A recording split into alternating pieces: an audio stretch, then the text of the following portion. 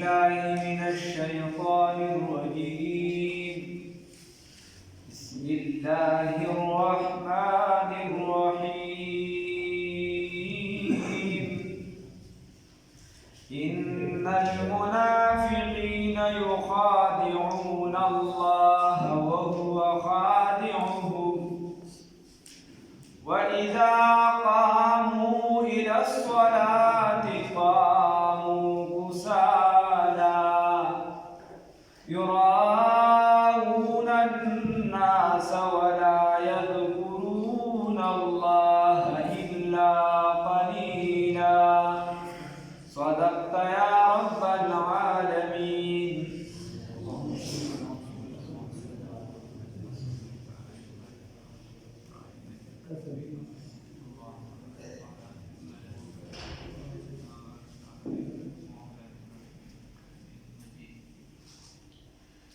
منافقین و بحث شروع.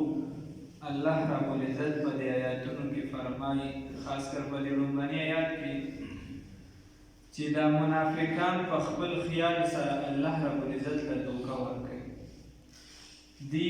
مسلمانانو له راشي نو دې ته وایي چې موږ تاسو سره یو، موږ خو کلمه ویلې ده، موږ خو چې دی نو د کافرانو خلاف یو، دا بلا کیسې کیسې ځان نه جوړوي، نو موږ تاسو سره یو. او اخوا کافرانو ته وایي چې موږ تاسو سره یو، نو دا دې په خپل خیال باندې الله له دوکه ورکوي.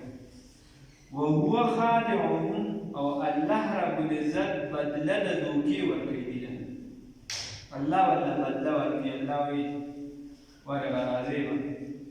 الله رب العزت د دې بیا یو نشاني ښودې ده، واذا قاموا الى الصلاة قاموا کسالى، چې دې کله مونځ ته ودرېږي نو داسې سست دي، په مونځ کې د زړه نه مانځه ته نه ودرېږي. اوس د دې کسالى څه تفسیر دی په دې کې رایګانې شته. یو پکې دا ده چې د خپلې خوښې مونځ کوي، د سارې کړنه غواړي نو مونځ نه کوي، او د ماسپښینې زړه غواړي، اگر که دا نوی کار دی خو زړه یې غواړي، نفساني خواهش یې پکې څه ناڅه شامل دی، نو دې دا مونځ کوي. هغه شیخ الهند رحمت الله علیه یو پیرا خلکو ته ویلي دا کم کس چې د پیغمبر په شان کې ګستاخي وکړي، هر کس چې الله رب العزت وساتي، نو دا چې د مسلمانان مړ کړي، نو دا یې د دې وجې نه مړ کړي چې د پیغمبر په شان کې ګستاخي کړي، وایي دا دې د خپل نفس د وجې دې مړ کړي. نو شاګردان ورته وایي شیخ الهند صاحب ته وایي دا خو ناشنا خبر ده، تاسو څه وایئ؟ دې کې د نفساني خواهش څه شی دی؟ یو انسان د پیغمبر په شان کې ګستاخي وکړه او بل مسلمان راپاڅېد او دا هغه ووژل، نو دا خو دې د ایمان د مضبوطیا نښه ده. دې خوا چې دی نو پانسۍ د غاړه ورکړه، هر دې ته د ایمان د مضبوطیا نښه نه ده یوازې، په ظاهرا خو دغسې ښکاري، خو دا د ده نفساني خواهش ده پکې دا خنداغي ورته دا څنګه وایي. که دې چېرته په حق او کلک مسلمان وي، دې کلک مسلمان وي، نو بیا به ده داسې کړی وي چې ده به د رسول الله صلی الله علیه وسلم تابعداري کړې وي، ده به سنت والا اعمال خپل کړی وي، ده به ږیره پرېښې وي، ده به ویښته سم کړی وي، ده به چې دی نو جامې سمې کړی وي، په دغې کې دی د رسول الله صلی الله علیه وسلم تابعداري نه کوي. خو چې کله هغه کس ګستاخي وکړه نو ده کې چې کوم نفساني خواهش و، نو ده دا وایي چې دا زه چې چاته محبوب ویم نو ته په هغه اعتراض کوې، دا زه چې چاته محبوب ویم ته په هغه اعتراض کوې،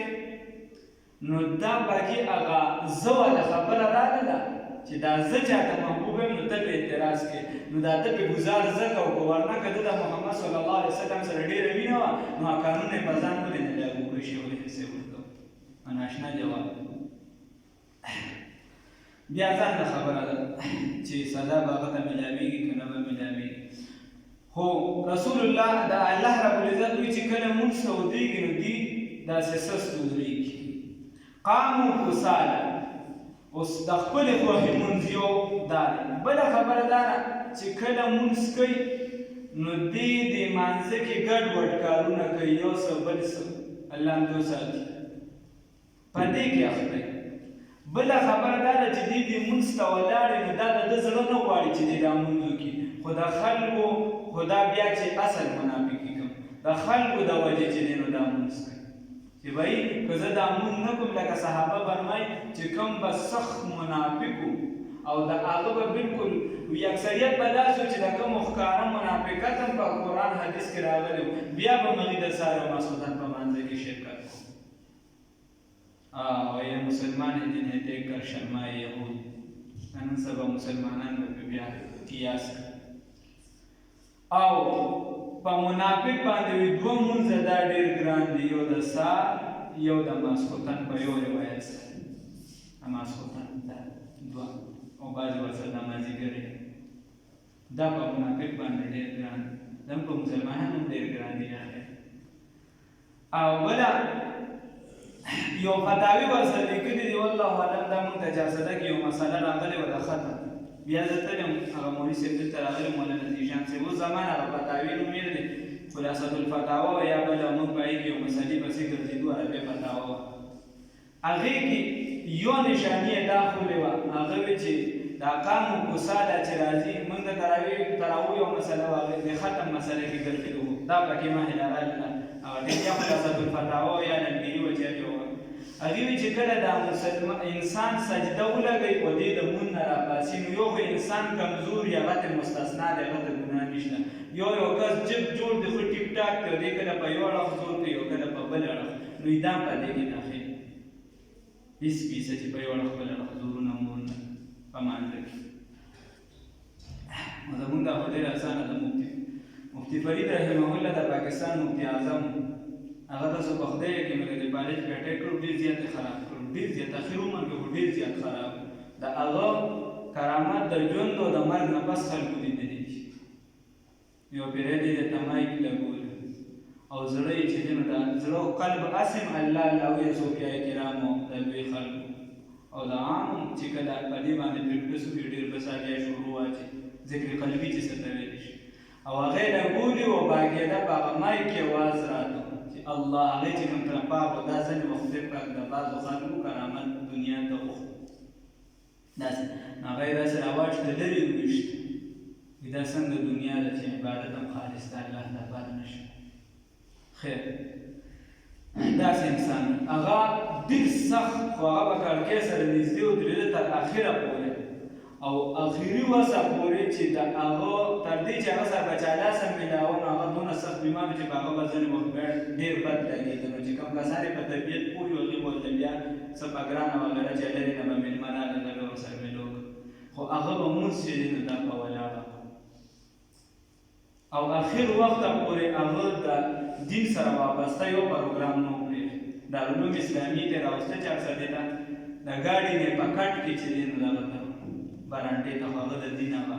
نسبت پرې نه خو داخله دغه شان د ډاکټر شریف شاه صاحب جنازه چې دی نو دغه متخیر الله رب العزت دې موږ توفیق راکړي نو عرض مې دا چې په مونځ او وغیره د کارونو کې به دې سستی نو دا د منافق یو نښه بله دا چې لا یذکرون الله د الله رب العزت ذکر به نه کوي الا قلیلا مګر ډېر کم به کوي او دغه کم چې دی دا به د دکاوي دپاره داسې نه دي پکار ذکر د الله حدیث شریف کې راځي چې رطب اللسان چې ستا ژبه هر ټیم په ذکر باندې لندی هر ټیم د الله ذکر کوي هر څه ذکر دی د مسلمان لپاره چې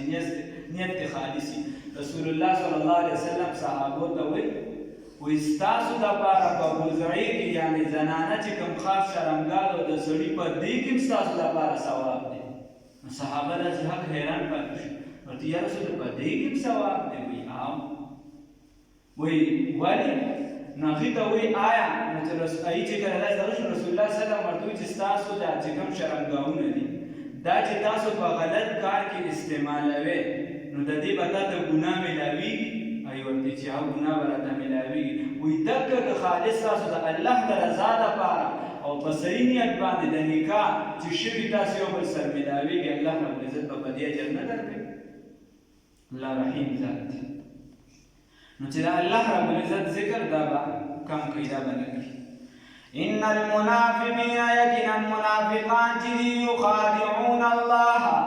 دی دوکه ورکوي الله رب العزت لره وهو خادعهم او الله رب العزت بدله د دوکي ورکوي دي ته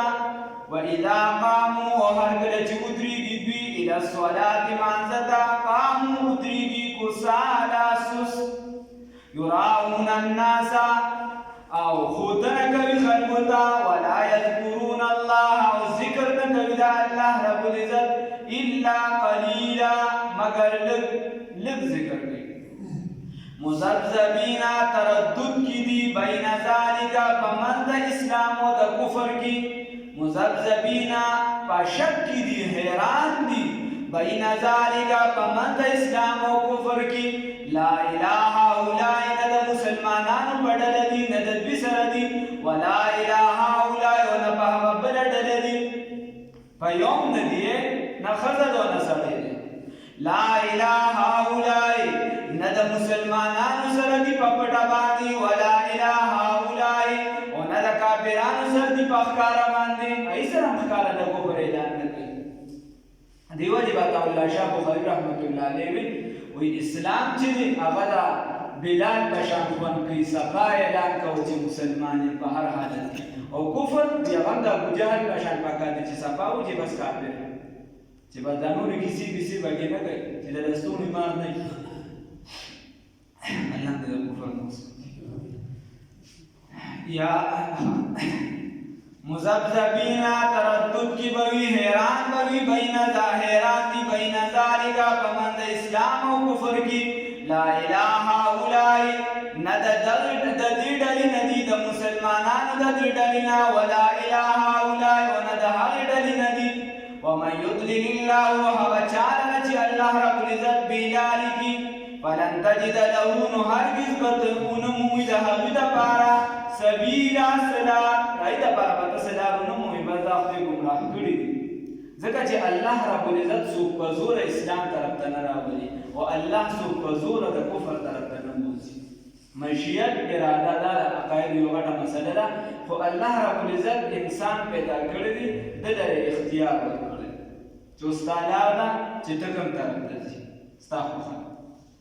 یا ایوہ الذین آمنوا اید ایمان خاوندان لا تتخذوا الكافرین تاسمنی سے کافران لر اولیاء دوستان من دون المؤمنین پزد مؤمنان باندی ماتا سبرون پاکی خبر کرو چی پزد مؤمنانو تجارت سفارتی تعلقات وغیرہ دا سیدی اتوریدون آیتا سو ارادہ لرے ان تجعلو چی اگرزوے للہ دا اللہ دا پارا علیکم پزانون باندی سلطانا مبینا دلیل خکارا تاسو چی دے دا مسلمانانو پا نسبان دے دا کافرانو سرا دا مسلمانانو پا مقابلہ کے دا کافرانو سرا تعلق ساتر غوارے نو دا خدا سو دا اللہ رب العزت اگر دلیل بازان باندی نیسے دا قیامت پرز دا دلیل دختے ہوئے پیراٹی کوئی لکنن چی دا مسلمانانو ټول چې دی هغه د مسلمان په مقابله کې چې د مسلمان سره نه یو ځای کېږي د کفارو په غېږه کې ناست دي د مسلمانانو د یو بل خلاف ناست دي یو ملک د یو خلاف ناست دي بل د بل خلاف ناست دي د کفارو په غېږه کې ناست دي خو یو بل سره نه را یو ځای کېږي او چې په کومو پلیټفارمو را یو ځای دي هغه نامنهاد دي هېڅ برکت یې نشته هېڅ اثر یې نشته هسې په نوم را یو ځای هر ځای د اسلام په لحاظ سره ان المنافقین یقینا دا منافقان جدی فی الدرک الاسفل فاغا درجه لاندې کی بوي فی الدرجه السفلى فاغا لاندې درجه کی بوي من النار دور ولن تجد لهم او هرگز بتون ممید دبارا نصیرا سوک مددگار اللہ رب العزت دی ممساتی جہنم تبکید مختلف تبکید او و تبکید بیا دا هر لکه مثال په طور د پاسه چې کومه ده هغې کې به ګناهګاران امتیان دا چې کوم مسلمانان دي دا به یې پکې ورپسې به عیسایان دي بیا ورپسې یهودیان دي بیا ورپسې مجوسیان دي بیا مشرکان بیا داسې مختلفې طبقې دي لاندې کې چې دی په هغې کې به منافقان وي د ټولو نه لاندې خو دا یو بل نه سختې په سختې دي لاندې وساتي ځکه حدیث شریف کې راځي رسول الله صلی الله علیه وسلم فرمایي ویوی طبقی دا جہنم اللہ رب العزت تعالى کو چې خدای پاکا زه د دې بلې طبقې نه یعنې د لاندې نه هغه بله طبقې ته جهنم ته هغې وایي چې خدای پاکه زه د دې لاندې طبقې د هغه ګرموالي نه د هغې نه ډېر سخت تنګ یم دی د هغې تفش نه او ګرموالي نه زه تنګ یم جهنم طبقې ورته وي جهنم ورته وي او د هغې د یخوالي نه هم ډېر تنګ یم ما ته تکلیف دی الله رب العزت ورته وایي چې ښه زه تا ته د 2 ساګانو اجازت نو هغې یو سا واغېشتله ګرمه دی جهنم هغه ښه ګرمه نو د هغې نه ګرمي پیدا شو د یو طبقې د طرف او بل طرف یې چې دی هغې سا واغېشتله نو د هغې نه دا یخني پیدا شوه دا د زمهري د طرفه چې اصل ګرمي ده هلته او اصل چې دی نو یخوالی دی چا به څونه وي ته د دنیا بیا ګور ورپسې بعضې ځایونه چې دا اوس هم ورسته ده ویلې کېږي دا کشان پرته ده الله رب العزت دی موږ د جهنم نه وساتي نو سخت ځای دی الا الذين مگر هغه کسان تابو چې توبه یې وباسلې ده واصلحو او اصلاح یې کړې ده واعتصموا او منګولې لګولې دي بالله ای فی دین الله په دین د الله تعالی یا مضبوط یې نیسلې ده رسې د دین د الله تعالی هغه څه شي دا قرآن دی قرآن یې چې دی مضبوط راټینګ کړی او رسول الله صلی الله علیه وسلم فرمایي داسې کتاب دی چې دې کې تاسو ته کیسې د وړاندې امتونو دي خلک وایي موږ د خپل ماضي نه چې دی عبرت اخلو هغې کې چې کومې غلطۍ شي نو رسول الله صلی الله علیه وسلم فرمایي چې دا مخکې امت درته کیسې دي په هغې کې هغه درته ټولې خبرې چې به یې مخکې دا او که دغه کارونه مو کړو نو بیا عذاب ته ځان ټینګ کړي او د راروان ژوند تا ته په دې کې خبرون ما بعد انسان د پکار چې قرآن ته رانږدې شي واخلصو او اخلاص یې وکړو دین او خالص یې کړو ځان دینهم د دین د واخلصو او خالص شو دینهم دین ته دی لله خالص د الله رب العزت دپاره خالص یې کړو ځان دین اوس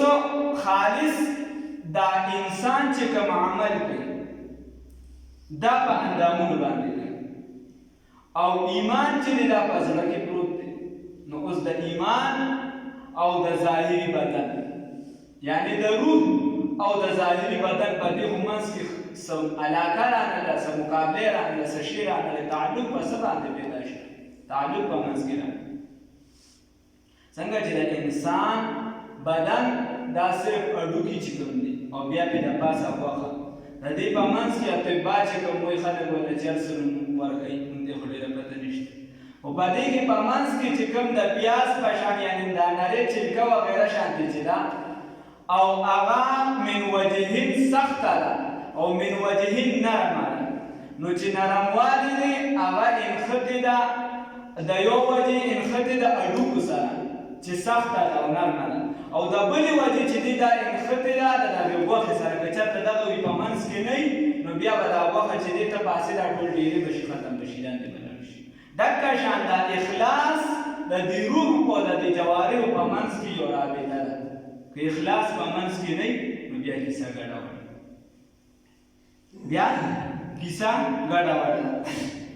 نو خبره دا ده چې هر عمل لکه که ته یو کجوره ورکړې په اخلاص سره نو دا ډېر څه برابر ده او که د خود غر برابر بل څه ورکړې چې سره زر ورکړې سپین زر ورکړې نور څه ورکړې اخلاص پکې نه هېڅ هم نه دي نو اخلاص د دې رابطه ده د ایمان د روح او د دې جوارحو چې کوم کار ته په بدن کې بس د دې خپلو کې تعلق دی چې اخلاص پکې لازمي شرط دی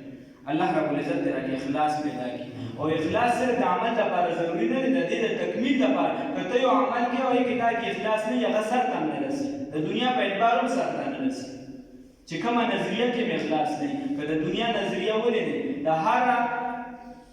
نظریه چې د ذهن نه راوځي نو هغه غیر فطري ده هغه کار وي سوشلیزم وي که سیکولریزم وي که هر څه نوم ته ورکړې نو هغه غیر فطري وي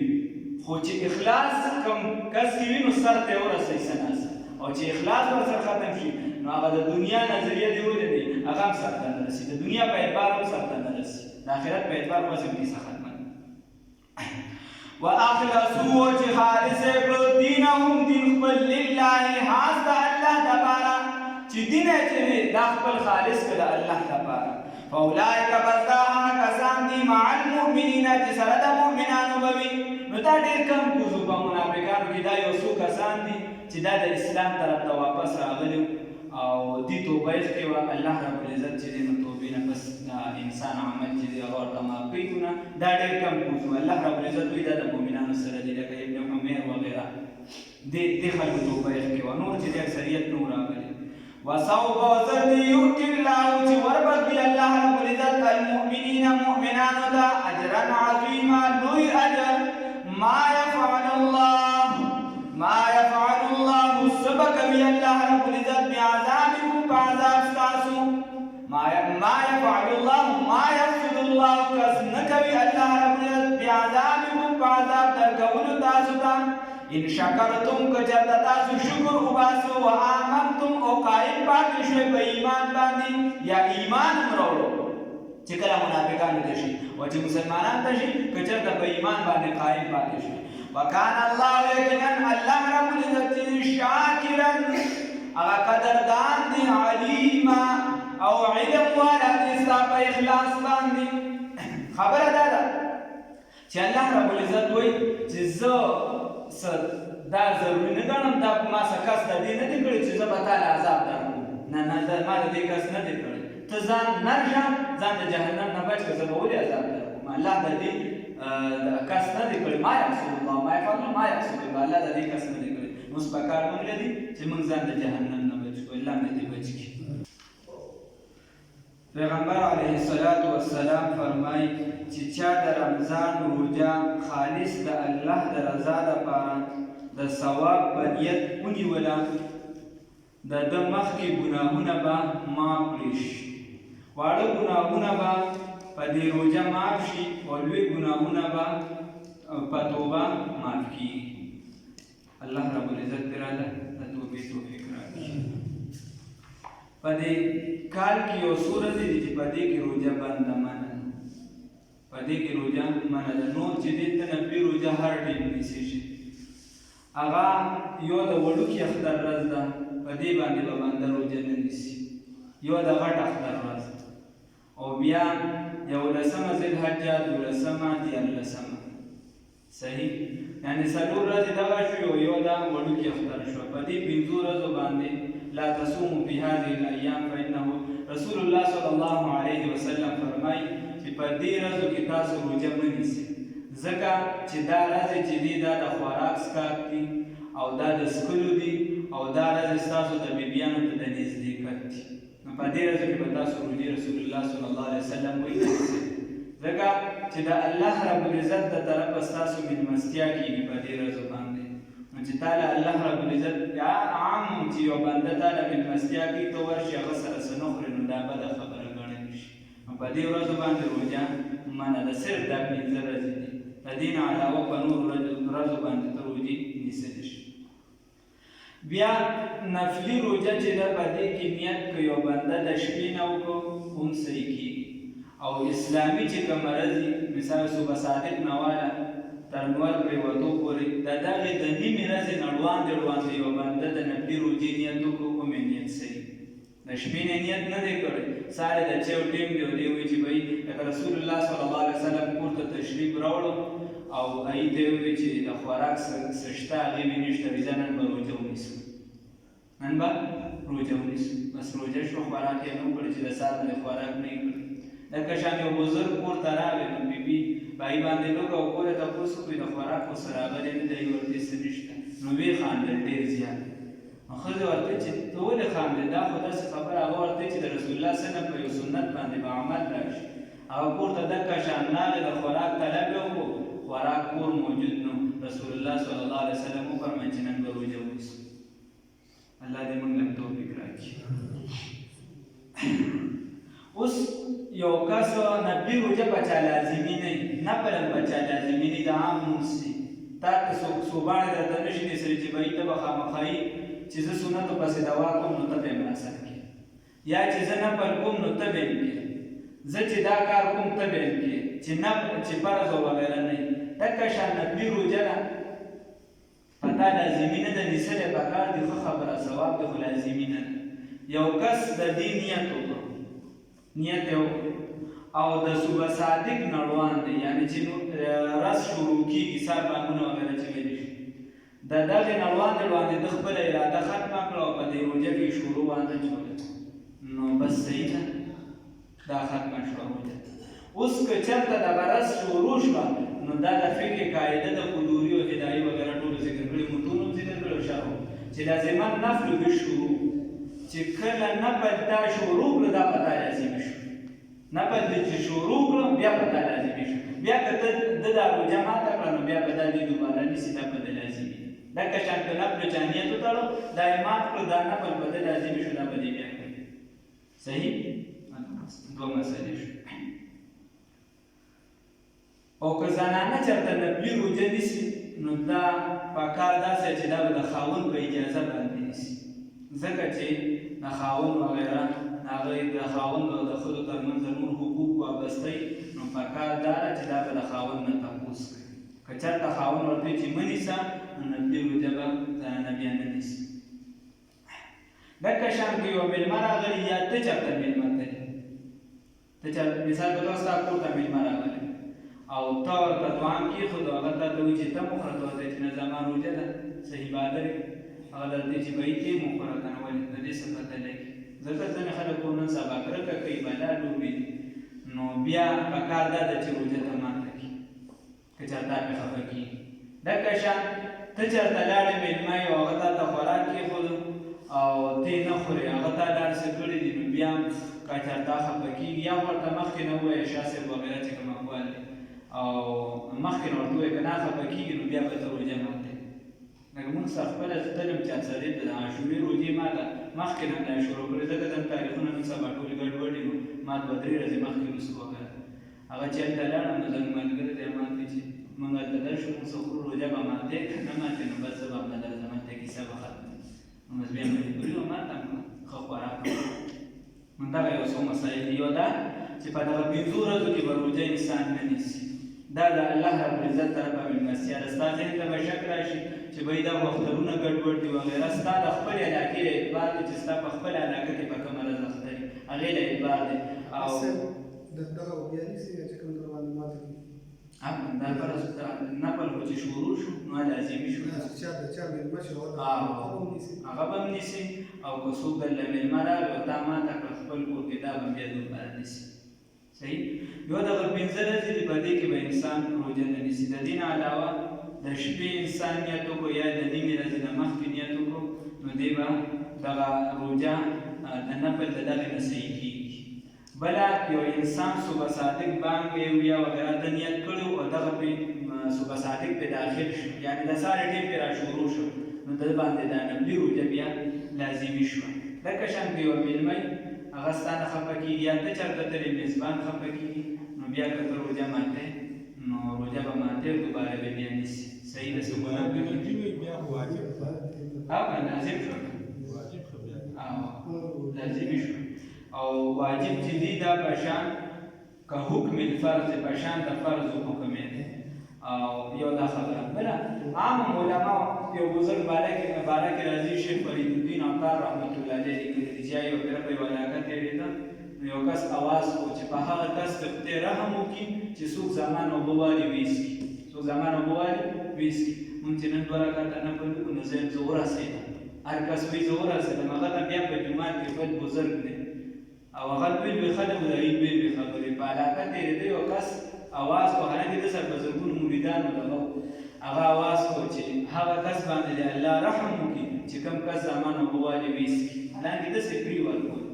دلته اوبه واغېسته یې ویسکې نو مریدان ورته چې ستاسو خو روژه وه هغه ورته زما روژه وه زه به دا دوباره ونیسم خو کیدای شي چې د ده په وجه الله ربالعزت په ما باندې رحم وکړي نو چاته سپک مه ګورئ الله ربالعزت ته او نفل پکې سر نه کېږي فرضي چې موږ لارې وباسو ایمان او دغه خو نور پکې څه کېږي خدای تعالی نه رضا شي الله د دواړو جهانو خیر نصیب کړي یا الله عمل کې اخلاص پیدا کړي الله د پنځمه سپاره ختمه شوه دا زموږ دپاره برکت والا وګرځوه الله په دې کې څه کمې کوتاهي شوي الله تعالی ته معافي وکړه الله څه کمې کوتاهي په ویلو کې یا الله په ویلو کې په اورېدو کې په عمل کې څه کمې کوتاهي شي ته په عفو قلم راخله الله ته غفور رحیم ذات دی الله ته خالق ته مالک ته رازق الله مونږ خو ډېر ګناهګار یو په هر قسمه ګناهګار یا الله په ظاهر او په باطن باندې الله د خلکو را باندې ښه ګمان دی الله تا ته معلوم دی الله مونږ د خلکو د ښه ګمان مطابق جوړ کړه الله داسې جوړ کړه چې ته راته ښه بنده وې الله داسې جوړ کړه چې ته راته ښه مسلمان وې الله خپل صحیح بنده او د رسول الله صلی الله علیه وسلم صحیح امتی جوړ کړه الله تعالی خوشحال شه الله د حاضر جمع وبخ الله زموږ د ټولو د زړونو ریا تکبر حسد کینه بغض وباسه الله مونږ په غیبت کې په چغلو کې په نورو ګناهونو کې راګیر یو څوک په زنا کې په یو څه بل څه کې الله د دغه ټولو ګناهونو نه بچ کړه او چې څومره ګناهونه رانه شوي الله دا مبارک وختونه دي مبارک ساعتونه دي الله تا ته سوال کوو عاجزي کوو زاري کوو خدایه ته زموږ رب الله ته زموږ مولای الله ته په موږ باندې د محمد رسول الله صلی الله علیه وسلم په خاطر او برکت سره د رحم سعادت راخور الله ګناهونه معاف کړه الله زموږ ګناهونو ته مه ګوره زموږ اعمالو ته مه ګوره زموږ شکلونو ته مه ګوره الله تا ته وسیله د محمد رسول الله صلی الله علیه وسلم درکړو الله موږ ډېر کمزور یو عاجز یو فقیران یو خدای پاکه ګناهګار یو الله د محمد رسول الله صلی الله علیه وسلم امتیان خدای پاکه روان کارونه سم کړه الله عمل کې اخلاص پیدا کړه الله ګناهونه معاف کړه الله بن کارونه روان کړه الله څومره زموږ په زړونو کې حاجتونه وي د دین مطابق وي د شرع مطابق الله دغه زموږ دغه حاجتونه پوره کړه الله ستا درته لاسونه نیسلي دي په دې باندې فخر کوو خدای پاکه دا لاسونه د مخلوق درته مه محتاجه وه یا الله موږ زموږ د سر د مخلوق درته مه ټیټوه الله تعالی نه خوشحال شه الله د سر د ویښتو نه واخله تر نوکه پورې پوره په سنتو کې داخل کا پوره په اسلام کې داخل کا الله ظاهرا باطنا په اسلام باندې مالامال کو مضبوط کا الله استقامت راته په شریعت د رسول الله صلی الله علیه وسلم نه نصیب کا الله دا کوم بندگان چې ناسو یا الله زړونه ګډ وډ دي یا الله اتحاد او اتفاق نصیب کا الله د اتفاق او اتحاد والا درس زمون خور کا الله خیر راکو خیر را نور کا الله د شر نه بچ کو شر را نه مخوره دا پاک زمون د اندامونو نه زمون د جبې نه زمون د لاسونو نه الله زمون د گفتار نه د کردار نه الله بل مسلمان د ضرر او نقصان مرسوا الله ټول عالم ته په امن کا الله تعالی خوشحال شه الله دې نافع راکو دې نافع را نور کا الله تعالی خوشحال شه الله د محبوب علیه الصلاۃ والسلام په دعاګانو کې زمون پوره حصہ وکړه الله دا سباره ختم شو الله دا د عاجزي کو زاري کو منت درته کو الله اخره پورې دې سره وابسته وساته اخره پورې قرآن سره یو ځای وساته الله دا قرآن بل چا خلاف گواهی کوي دا چا په حق کې وکړي الله دا سیمون وګرځو چې دا قرآن زموږ په حق کې گواهی وکړي الله چې زموږ د پاره جګړه کوونکي وګرځي الله موږ کمزور یا الله زموږ خلاف یې مګر ځوا الله زموږ خلاف یې مګر ځوا الله زموږ کورونه د امن ګواره وګرځوا یا الله زمون یا الله د مشرانو کشرانو د امزود زموږ د ټول ژوندۍ د دین سره مضبوطه کا الله د دې اسلامي ملک د هر اسلامي ملک حفاظت وکړه الله د حرمین شریفین حفاظت وکړه الله زموږ د ټول مسلمانانو د ټول اسلامي ملکونو د هر فتنې نه حفاظت وکړه الله د حیا فردي د عزت د جان د مال د عقاید د اعمال د اقوال د افعال د قران د حدیث یا الله زموږ د هر څه حفاظت وکړه الله د مشرانو کشرانو د امزولو یا الله د نارینو د زنانو یا الله زموږ حفاظت وکړه الله دا کوم عذابونه چې په موږ باندې راخواره دي یا الله دا نه ختم کړه الله د ټول عالم نه ختم کړه الله ټول عالم ته زمون په سبب باندې زمون د لاسونو یا الله هدایت ورسوه الله نفع او فائدہ ورسوه الله موږ ډېر ګناهګار یو الله تا ته عاجزي کوو زاري کوو چې رحم را باندې وکړه الله اوسه پورې را باندې پرده اچولې ده آینده ژوند کې بیا الله په موږ باندې پرده واچوه